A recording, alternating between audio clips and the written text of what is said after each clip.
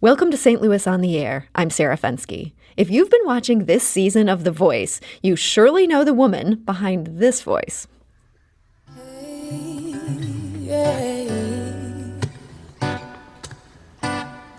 Close your eyes and I'll kiss you.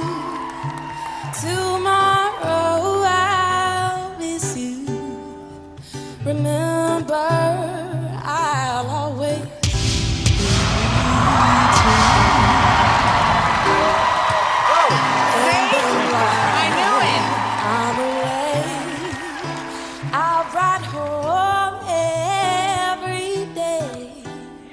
And that, of course, is Joanna Serenko of Kirkwood performing on The Voice. She's now made it to the top 9.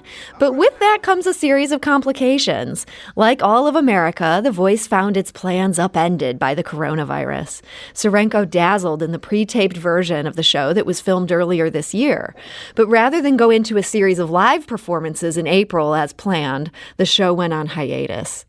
Last week, The Voice returned with some major coronavirus-related precautions. And tonight, Joanna Serenko learns if she survives for another week vying for the top prize or sees her dream cut short just after it started up again. And she joins us today to discuss it. Joanna Serenko, welcome to the show. Thank you so much for having me. The coronavirus has made this just such an unusual season. What was your reaction when they explained that going forward, they were going to have you tape live portions from your house? Oh my gosh, yeah, it was crazy. I was really excited to go back and just see all my friends and, go hang out at that hotel again and just have all these amazing memories. And it was just such a cool experience. And so I was definitely really bummed about not being able to go back. But, I was just excited that the show is continuing. I know a lot of things were just cut, completely. I was just really excited to continue on the show and see how they managed to get it done. Now, you live with your family in Kirkwood, and obviously your house was not built to be a TV studio. When they announced they were doing this, did you even have a space that felt like it was ready for the whole world to be looking at? Oh my gosh. Well, I will tell you that my house is a complete mess right now. It doesn't look at all like it did before this whole entire process. I bet. But yeah, we managed to make it work. Like the upstairs area is kind of like where all the wardrobe is, and then kind of in the basement is where all the lighting and camera stuff. But, we were moving up and down for different places and different settings. Like last night was on the back porch, so we had to move all the stuff up. And other nights have been in the basement. So, it's been a hassle, but it's been worth it. Now, your back porch, I have to say, this gives people just a lovely glimpse of St. Louis. It's so green out there. Did they suggest that, or was that your idea? Oh my gosh. They did mention they wanted to do something outside, and I was like, oh my gosh, my back porch is perfect. I live in a little suburb area, and it has just the nicest little wooded area in the back. So every morning I just go and drink coffee outside and listen to the birds, and it's just so perfect. But yeah, that's where I want to do it. So you've got this equipment all over your house. I assume they must have gotten this to you. Did they just bring special delivery? Here's all our lights and cameras? How does that even work? Oh my gosh. Man, they've been just mailing stuff to my house.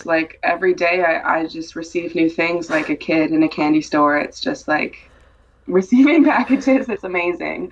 They sent all the lighting. I mean, the first day, I think more in the beginning, that was when they sent all the wardrobe out, and that was one of the most amazing days ever. I bet. They just sent 8 boxes of clothes, and I just got to sift through them all and just have a ball with all of it. So, but yeah, it's been a lot of stuff. So there is a little bit of an upside. I'm gonna send it back. Yeah. Yeah. It sounds like they're going to have to bring a truck to come and get all their stuff back. Hopefully that's the plan. I have no idea. They haven't informed me of that yet, but we'll see how I get it all back to them. So the logistics of this, obviously weird, but I also find myself wondering about the performances. How does performing at home rather than in front of an audience change things? It definitely changes things. Having an audience is really nice in a lot of cases just because it's who I'm singing to, it's who I get energy from and who I reciprocate energy to when I'm singing. It's just it's a completely different feeling when you're singing to a basement wall, Mm-hmm. But at the same time, there is a level of pressure that's just completely relieved from my shoulders, just without like being on the Voice stage, this grandiose stage. I'm just in my basement where I sing all the time. So, I mean, there is that level of comfortability, but at the same time, like, it is not the element of performing that I'm used to. Mm-hmm. How does it change the coaching dynamic? That's such a big part of this show. Yeah, I mean, it's just that I don't get to see them in person and hug them and like, but they still like are able to Zoom with us, and they give us all the same advice that they, I'm sure, would give us in person. Yeah. So what's that like, having a star on Zoom, just kind of on speed dial? Dude, it's so crazy. Like, I never imagined that I would have Blake Shelton in my basement, Yeah. It's really cool. And I feel like at this point, like, since they don't have the chaos of everything else going on around them, like, they can really, like, it's a lot more intimate, and I feel like I'm talking to my friend versus talking to somebody, who's so, celebrity status and like, doesn't have time for me or something like that. I would feel more so in that way if I was just like one person amongst all these people in this huge production out in LA, but it definitely feels like, he wants to, meet my mom and, like learn things about me. And it feels like a lot more intimate in that aspect.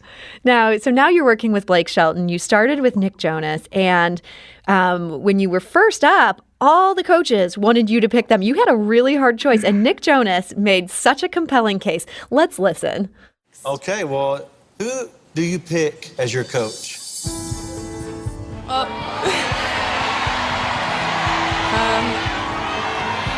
I think I'm gonna... You know what? I got one more thing to say. Oh, you got something? I'm sorry. I'm gonna fight for you right now.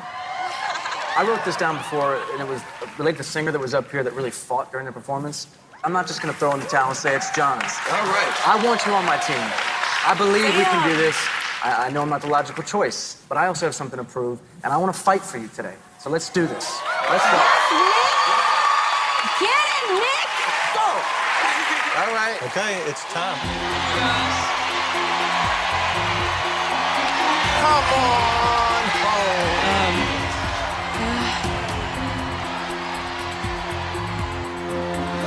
I'm gonna pick Team Nick.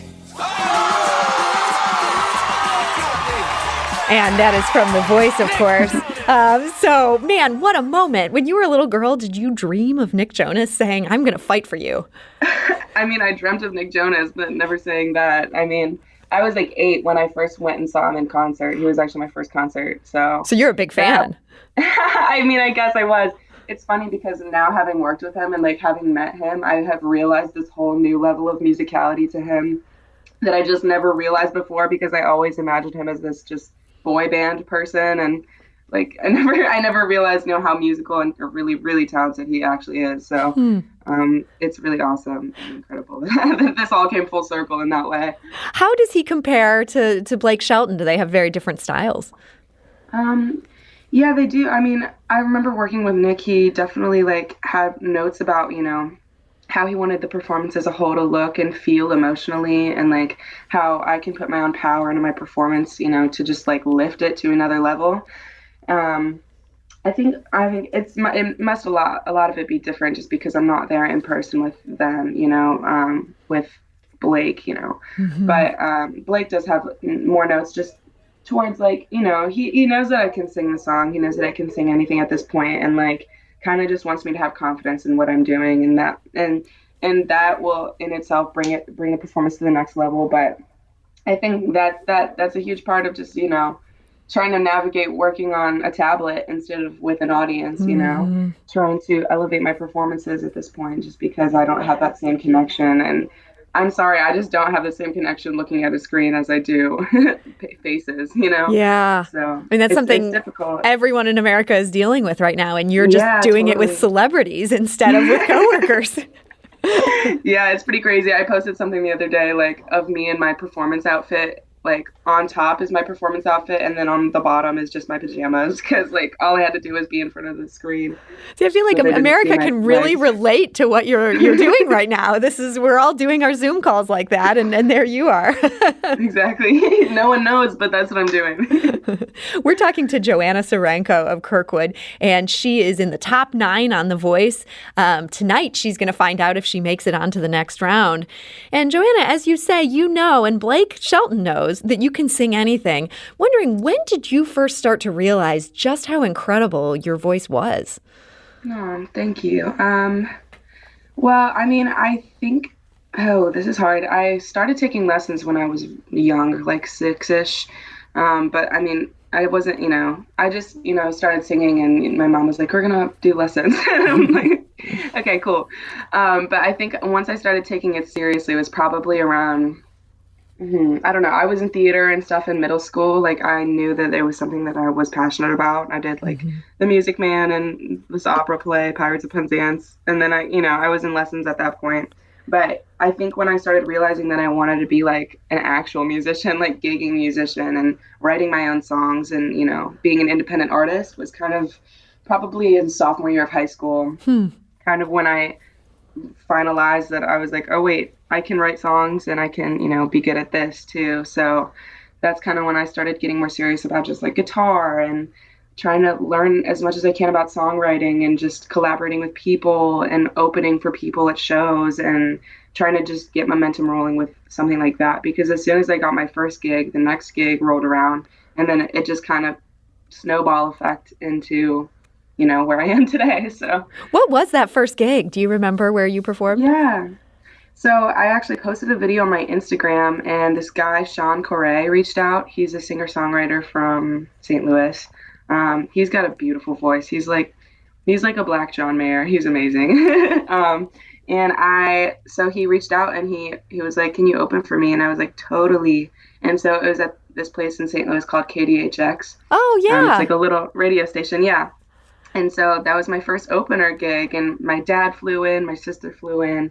It was like this big momentous day. And it was probably like 30 people in the room, but like, that was like my first gig where I sang all my first originals, because I remember them being like, yeah, you can do a couple covers, but we need you to do mostly originals. And I was like, oh, okay, so I guess I should write some originals. Well, that's a lot of pressure you're like a sophomore in high school at this point? Yeah, but it was a good amount of pressure just because like I had a few originals, but I needed more, and it was like good, incentive to write more and like get everything down. And that kind of just like sparked this idea inside of me, like, wait, I love writing music. I need to do this all the time. And so that's just kind of where I learned that. And then before I knew it, someone reached out to me to be an opener at Blueberry Hill. And so that was my next gig. And then things just kind of started rolling on from there. So you've kind of hit all the St. Louis high points. You start at KDHX and it's moving on up from there. Yeah, next is probably, I hope, Del Mar Hall or something like the pageant or something. Yeah, those would both be incredible. Well, I know that you're so passionate about writing your own material, and so we'd be remiss not to play a clip from one of your original songs. We're going to do that today. This one is called Best of Me. Thank you. Do your words still get the best of me?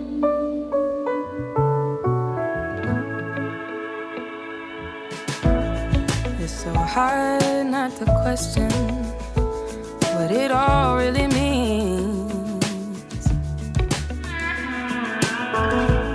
'Cause since you've been gone, I've been moving on to so many better things. Still somehow I seem to drown in your ocean of soliloquy. And that's Best of Me, written and performed by Kirkwood's own Joanna Serenko. Joanna, what was the inspiration behind that song? Oh, man. Sorry, it's still playing. My bad. No, go for it. Yeah, I wrote this song last summer. And, well, probably earlier before that, probably last spring, and then I recorded it last summer. And the song's just kind of about, I just had gotten out of a relationship at that time, and it was difficult because this person just wasn't an awesome person, but, like, I was still attached to him, and I was like, why am I still holding on to this? Why do I still let you get the best of me when I know it wasn't good for me, you know? So, and I think a lot of people have been in that position. So it just flowed out of me. That one was special. Do you find you have a lot of songs that are informed by your personal relationships?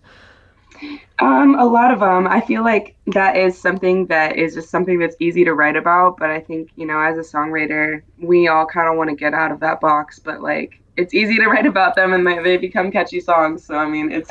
And the whole world can relate, right? I mean, we've all been there. Totally. So you turned 19 last month, and last year, right around the same time, you won first place in the St. Louis Teen Talent Competition. That was, of course, at the fabulous Fox Theater. Back then, you said that you were planning to attend Maryville University. Now that all this has happened, and here you are on national TV, is that still your plan at this point? Oh my gosh, that's so funny. I have no idea. That's so funny. Okay. Yeah, and I look back at that and I'm like, oh, I was such a baby. And I'm literally, and now that you ask me that question, I'm like, oh wait, I still don't have that figured out.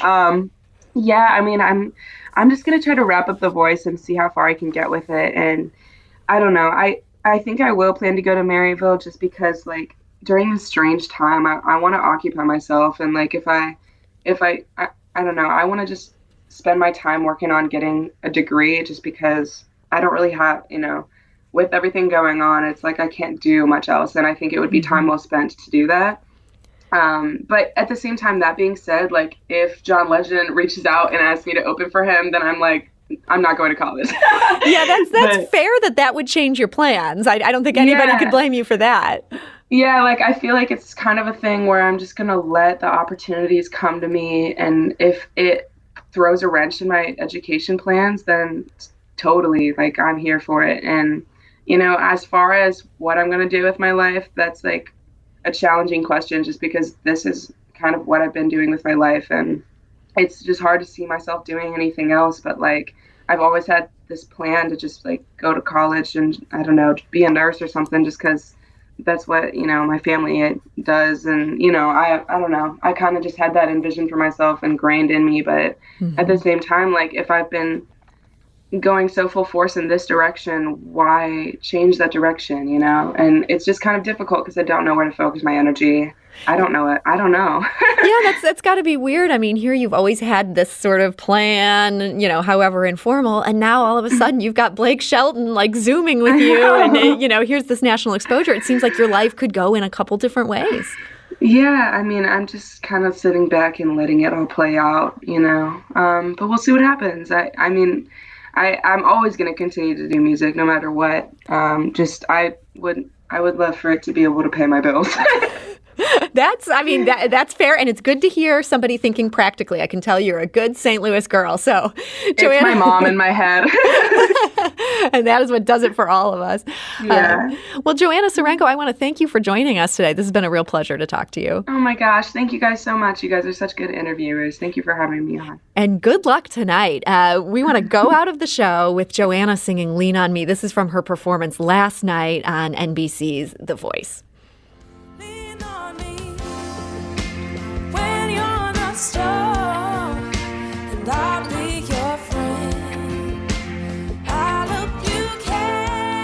This is St. Louis on the Air on St. Louis Public Radio. That's 90.7 KWMU.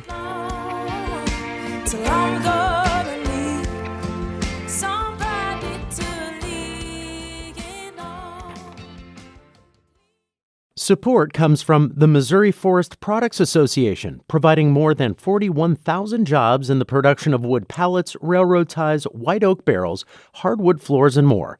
Details at choosewood.com.